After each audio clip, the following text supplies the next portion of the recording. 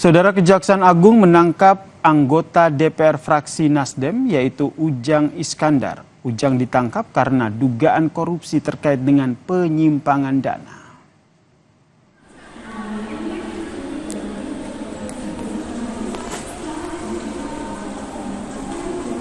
Dan saudara, ini adalah detik-detik saat penyidik Kejagung menangkap Ujang Iskandar sesaat ia tiba dari Vietnam. Penangkapan dilakukan di Terminal 3 Bandara Soekarno-Hatta, Tangerang, Banten. Kejagung menyebut Ujang Iskandar ini diduga terlibat dalam penyimpangan dana penyertaan modal dari Pemda Kota Waringin Barat kepada Perusda Perkebunan Agrotama Mandiri.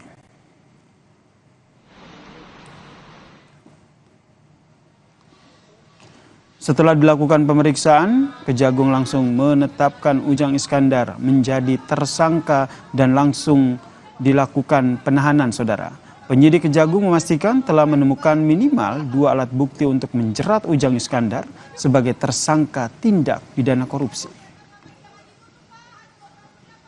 Bahwa di sana dinyatakan ada keterkaitan, keterlibatan yang bersangkutan ya sebagai komisaris ya di Perusda ini dan juga kapasitasnya sebagai Bupati Kota Waringin Barat terhadap dugaan tindak pidana korupsi penyertaan modal tersebut.